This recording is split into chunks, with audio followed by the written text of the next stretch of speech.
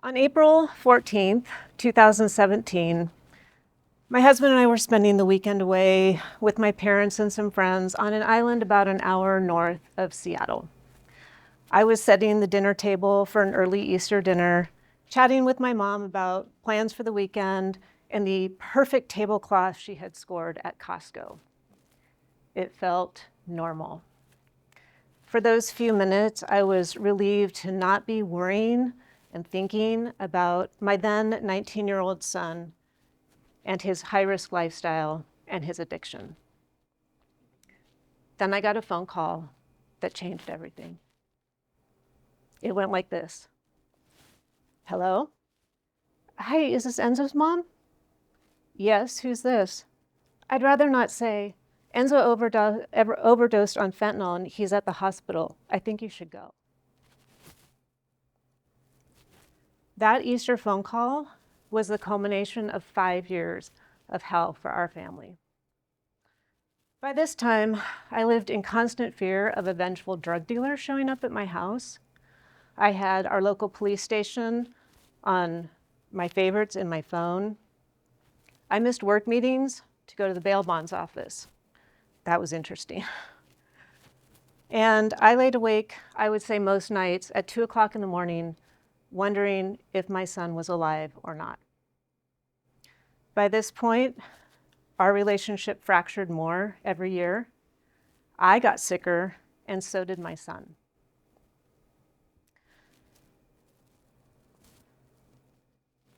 Sorry, I still get emotional.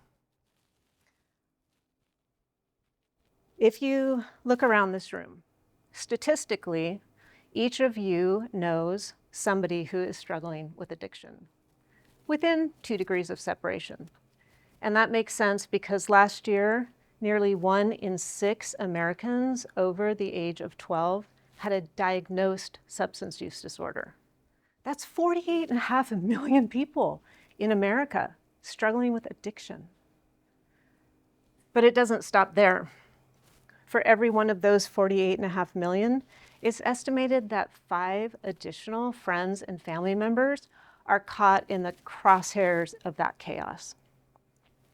If you do the math, which I did, that is over 242 million people living in the painful ripple effect of somebody's addiction.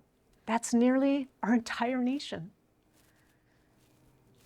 What I didn't know when I got that phone call is that addiction can be a path to healing a relationship.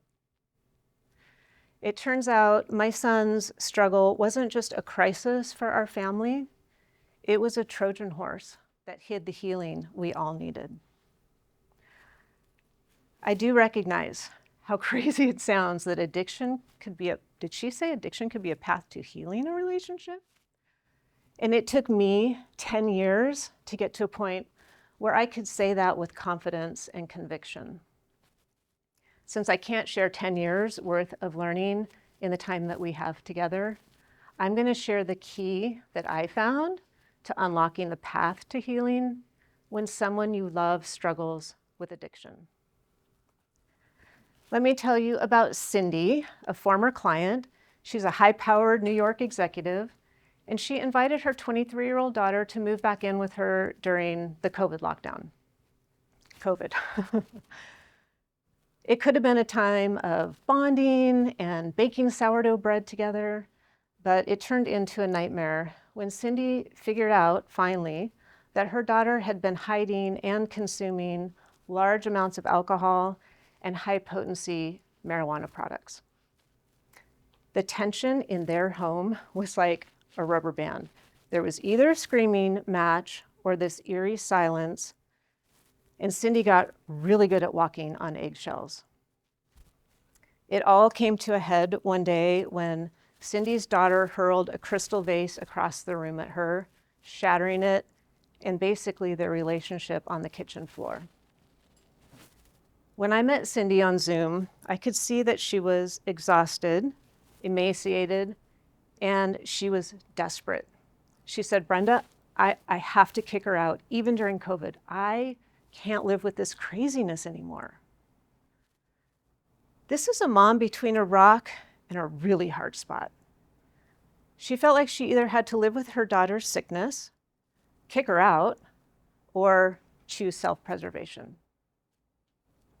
I asked Cindy if she would be willing to try something different.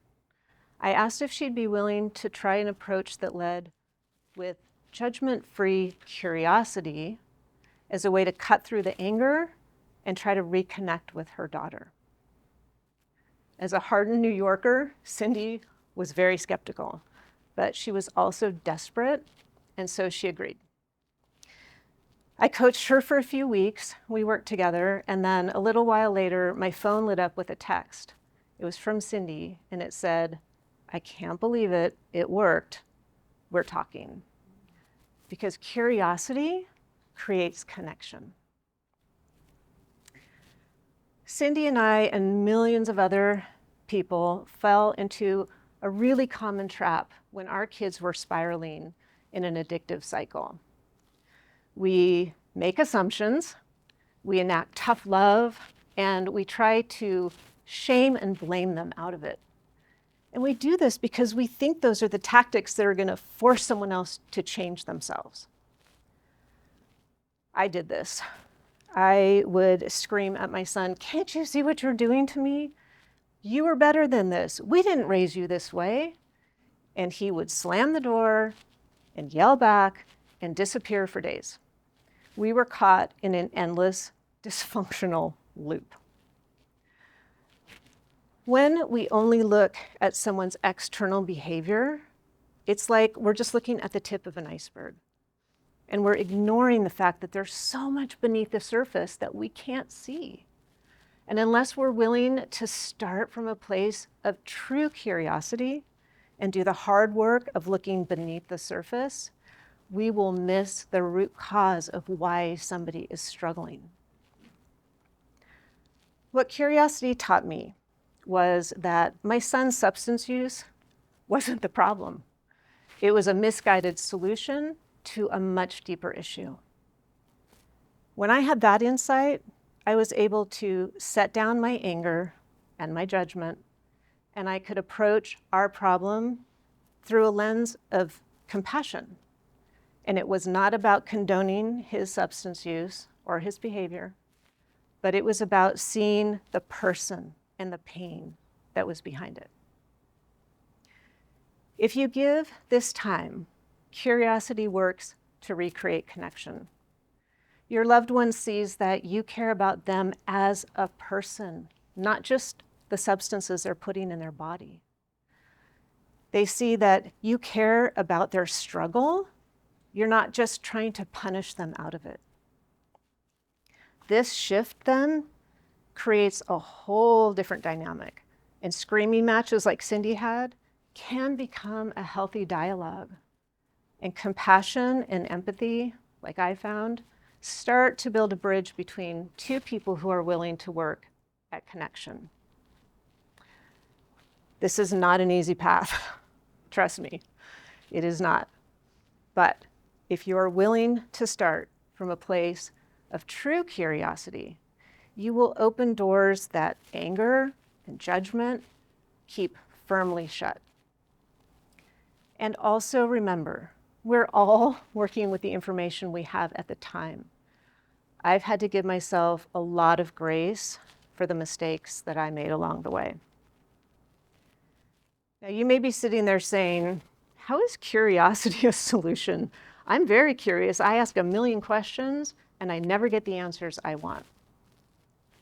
The trick is to set down assumptions, judgment, everything you think you know about addiction, and ask questions from a place of true curiosity, and then listen to hear, not to just reload and react on someone.